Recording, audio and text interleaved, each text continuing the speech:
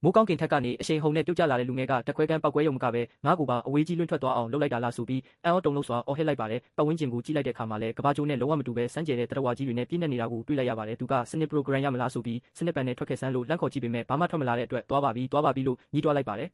်အောက်ခြေမှာတော့ရှေးဟောင်းရွာငယ်လေးတစ်ခုရှိပြီးလီလီဟာအရှိန်နဲ့ထိုးဆင်းသွားပြီလို့အော်ဟစ်ကရွာရဲ့မီးစုပ်ထိုးရဲ့ပလင်းပေါ်ကိုဓာတ်ရိုက်ဆောင်ကြပြီးထိခိုက်ပောက်ကွဲမှုကြီးနဲ့အတူတတိလက်မမျောသွားခဲ့ပါတယ်ဒါကိုမြင်လိုက်ရတဲ့စီးမင်းတစ်တော်ရွာရဲ့ရွာလူကြီးကဒေါသကြီးနဲ့ဒီကပ်ပေးကျဲဆိုကငါတို့ရဲ့မီးစုပ်ထိုးရဲ့ပလင်းကိုဖျက်ဆီးလိုက်ပြီလို့ကြိမ်းမောင်းလိုက်ပါတယ်ဒါပေမဲ့မိန်းကလေးငယ်လေးကသူ့အသက်ရှင်နေသေးတယ်လို့အံ့ဩစွာရေရွတ်လိုက်ပါတယ်လီလီဟာပါဇက်ကနေတွေးထွက်လျက်တတိပြန်ရလာပြီးရင်ဘက်ကစက်မှုစွမ်းအင်ဆက်ဝိုင်းကိုကန်ကြည့်ရင်စတာနဲ့တင်ငရဲအဆင့်ခက်ခဲမှုပါလားလို့ညီးလိုက်ပါတယ်ရွာလူကြီးကတော့အပြင်ကလာတဲ့ကပ်ပေးကျဲဆိုကိုတောင်ဆောင်နှက်ထန်ရပူစော်ရမယ်လို့အမိန့်ပေးလိုက်ပြီးစစ်တီတွေကလှန်တွေနဲ့ဝိုင်းထားလိုက်ကြပါတယ်လီလီကလည်းငါပြုတ်ကျလာတာမှမကြသေးဘူးမင်းတို့ကငါ့ကိုတေမင်းစီပို့တော့မလို့လားလို့ပြန်ပြောလိုက်ပါတယ်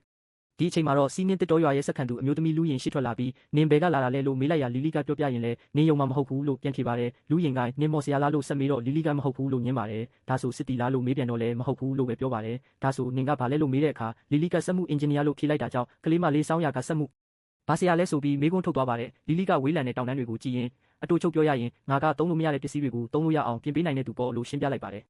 ယ်ထိုစဉ်မှာပဲရွာတကားဝကနေနီရဲသောစကွင်းစခန်းမှမိကျောင်းစစ်တီတွေဝင်ရောက်လာပါတယ်ခေါင်းဆောင်ဖြစ်သူမိကျောင်းစစ်တီကလူရင်ရိတ်ခါတွေရောမော့စပက်တီကြောက်တွေရောဘယ်မှာလဲလို့ကြိမ်းမောင်းလိုက်ပါတယ်လူရင်ကလွန်ခဲ့တဲ့လကမှတစ်ကြိမ်ဆက်ကြေးပေးထားပြီးပြီလေလို့ပြောပေမဲ့မိကျောင်းခေါင်းဆောင်ကဟတ်အနီအောင်ဆက်ကွင်းမျိုးကဘယ်နှကြိမ်ပေးရမယ်လို့ပြောရင်နင်တို့ကအဲ့ဒီအတိုင်းပေးရမှာပဲလို့ကြိမ်းမောင်းပြီးကလေးမလေးစောင်းရကိုဆွဲယူလိုက်ပါတယ်ရွာလူကြီးကစောင်းရကိုပါဆက်ပိတ်ကအမြန်ဆွဲယူထားရင်မသွားနဲ့လို့တားဆီးလိုက်ပေမဲ့မိကျောင်းခေါင်းဆောင်ကရိတ်ခါမရှိရင်လူနဲ့အစားထိုးရမှာပဲလို့ချင်းချောက်လိုက်ပါတယ်လူရင်ဟာလက်တီးကိုတင်းဆုပ်ထားရင်ခံပြင်းနေချိန်မှာရွာလူကြီးကတိုက်ခိုက်လို့မဖြစ်ဘူးတိုက်လိုက်ရင်ငါတို့စီးနှင်းတစ်တော်ရွာလုံးဝပျက်စီးသွားလိမ့်မယ်လို့တားမြစ်လိုက်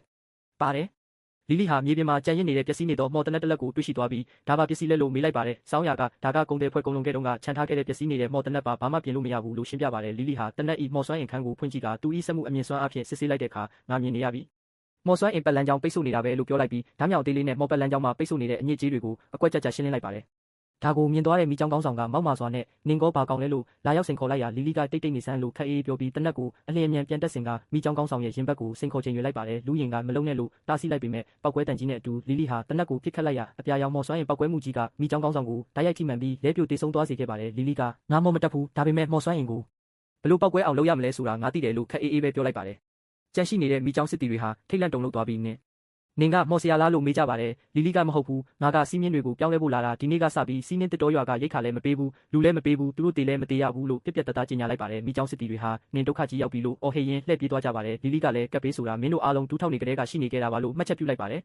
လူရင်ကလီလီစီလာရောက်ပြီးနီရဲတဲ့စကွင်းစခန်းကငါတို့ကိုဒီတိုင်းလွတ်ပေးမှာမဟုတ်ဘူးဘလောက်ကြာရင်ပြန်လာမလဲလို့မေးရလူရင်ကပဲအမြန်ဆုံး3ရက်ပဲလို့ပြန်ဖြေပါတယ်လီလီက3ရက်ဆိုရပြီလို့ပြောလိုက်ရစောင်းရကဘာလို့ဖို့လဲလို့မေးလိုက်ပါတယ်လီလီကဒီတနက်ပြက်ကိုရွာကိုကာကွယ်နိုင်တဲ့လက်နက်ဆန်းတစ်ခုအဖြစ်ပြောင်းလဲပစ်ဖို့3ရက်ဆိုလောက်စီတယ်လို့ယုံကြည်ချက်ရှိဖြေကြားခဲ့ပါတယ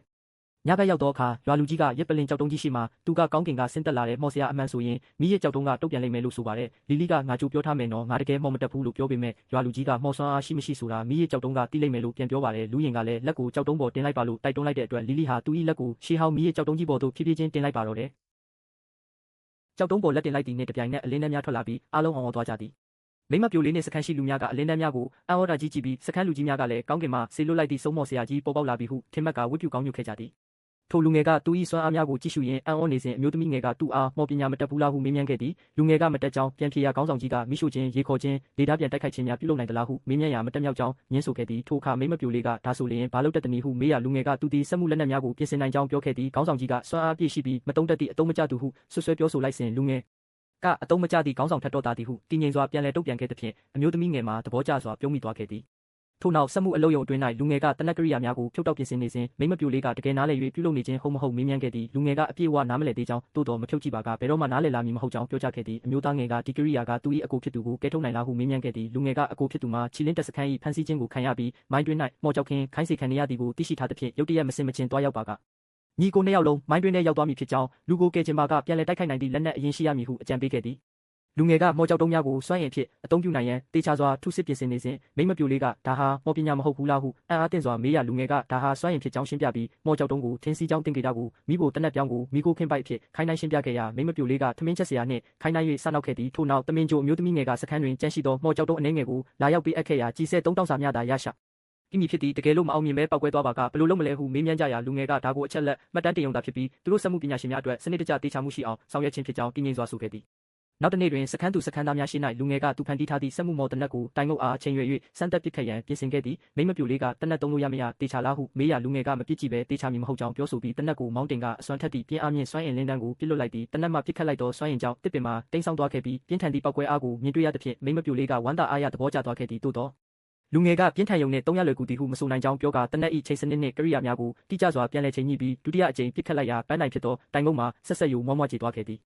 ထိုစွမ်းအားကိုမြင်တွေ့လိုက်ရသောတမင်ကြိုအမျိုးသားငယ်ကဒီလက်နက်နှင့်ခြိလင်းတက်ကိုခြေမုံနိုင်ပြီလားဟုအာတက်တရောမေးမြန်းခဲ့တော်လဲလူငယ်ကအခုတော့6လက်ယုံမြသာရအောင်မည်ဖြစ်ကြောင်းသို့တော်မော်ကြောက်တုံးတတုနှင့်လူအင်အားပုံမရရှိပါက6လက်ယုံတင်မကတော့ပဲလက်နက်အလက်တရအထိထုတ်လုပ်သွားမည်ဟုကြေညာခဲ့သည်စခန်းလူကြီးကစခန်းတွင်မော်ကြောက်တုံးမရှိကြောင်းနှင့်မကောင်းဆိုးဝါးတောင်တန်းကြီးစီတွားရောက်ပါကတေပွဲဝင်ယုံသာရှိမည်ဟုတားမြစ်ခဲ့တော်လဲလူငယ်ကနှင်းဖုံးတောင်တန်းကြဒီကိုငေးကြည့်ရင်သူတစ်ပါးသွားပါကတေပွဲဝင်တာဖြစ်နိုင်တော်လဲသူသွားပါကပစ္စည်းသွားယူယုံမြသာဖြစ်သည်ဟုယုံကြည်မှုအပြည့်ဖြင့်ပြန်လည်ပြောကြားလိုက်သဖြင့်စခန်းတစ်ခုလုံးအံ့ဩမင်သက်သွားကြရတော့သည်